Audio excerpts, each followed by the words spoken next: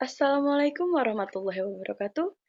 Perkenalkan, nama saya Fitri dengan NIM 1910604001 dari Program Studi Manajemen Zakat dan Wakaf 1 Fakultas Ekonomi dan Bisnis Islam UIN Raden Fatah Palembang.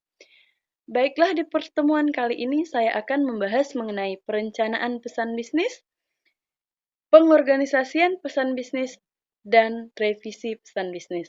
Pertama-tama saya akan menjelaskan perencanaan pesan bisnis. Pengertian dari perencanaan pesan bisnis. Pada dasarnya, perencanaan memiliki arti yang sangat penting dalam berbagai aspek kehidupan manusia, baik dalam dunia bisnis maupun non-bisnis. Perencanaan adalah suatu kegiatan yang harus dilakukan untuk mempersiapkan segala sesuatu dengan sebaik-baiknya.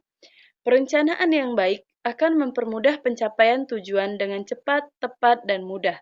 Perencanaan pada pesan bisnis yang baik diharapkan dapat menjawab berbagai pertanyaan, seperti apa pesan bisnis yang ingin disampaikan kepada pihak lain, bagaimana menyampaikan pesan bisnis, siapa yang menyampaikan pesan bisnis, mengapa pesan bisnis itu perlu disampaikan, dan kapan sebaiknya sesuatu pesan bisnis disampaikan kepada pihak lain. Selanjutnya, tahapan perencanaan pesanan bisnis. Menurut Murphy, agar penyampaian pesanan bisnis dapat dilakukan secara efektif, terdapat beberapa tahapan penting yang perlu dilakukan, antara lain, mengetahui apa tujuan penyampaian pesan bisnis, bagaimana menganalisa audiens, memilih atau menentukan ide, gagasan atau pesan bisnis apa yang akan disampaikan pihak lain, dan bagaimana kita dapat menyimpulkan fakta atau temuan penting guna mendukung pesan bisnis yang ingin disampaikan kepada pihak lain, dan bagaimana membuat outline pengorganisasian pesan bisnis. Selanjutnya, tujuan dari komunikasi bisnis.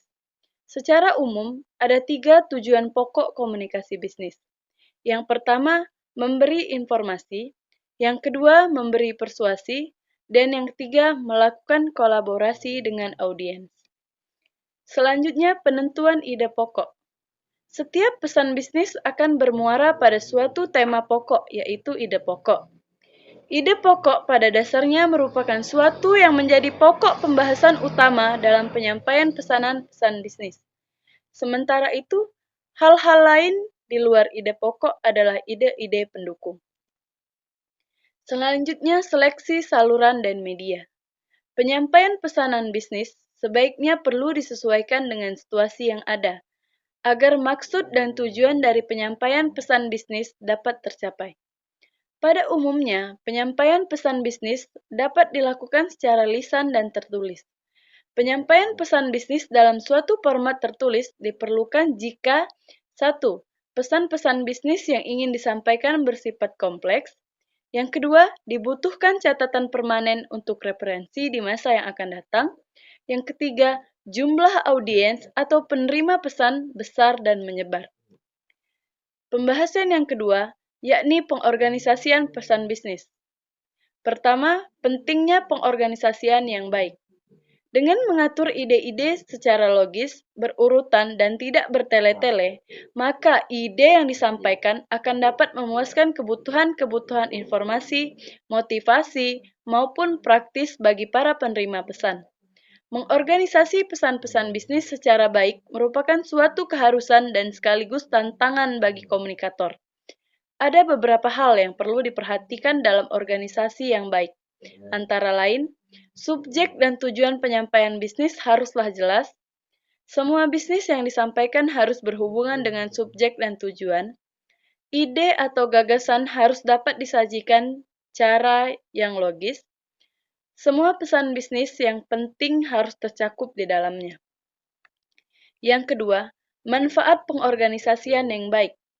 Suatu pesan bisnis tertulis yang disusun dengan baik akan membantu penerima pesan memahami yang disampaikan, menghemat waktu, mempermudah pekerjaan komunikator dalam penyampaian pesan bisnis. Selanjutnya, pengorganisasian pesan bisnis melalui outline. Pada dasarnya, untuk mencapai pengorganisasian yang baik, diperlukan proses tahapan, yaitu mendefinisikan dengan mengelola ide-ide dari pesan bisnis. Dan pembahasan yang terakhir, yakni revisi pesan bisnis. Revisi sangat diperlukan agar pesan yang telah direncanakan dan dibuat dapat ditinjau ulang untuk menghindari kemungkinan terjadinya kesalahan yang fatal, sehingga sesuai dengan yang dikehendaki. Baiklah, mungkin itu saja penjelasan dari saya kali ini. Jika ada salah kata, saya mohon maaf. Kepada Allah, saya mohon ampun. Saya akhiri. Wassalamualaikum warahmatullahi wabarakatuh.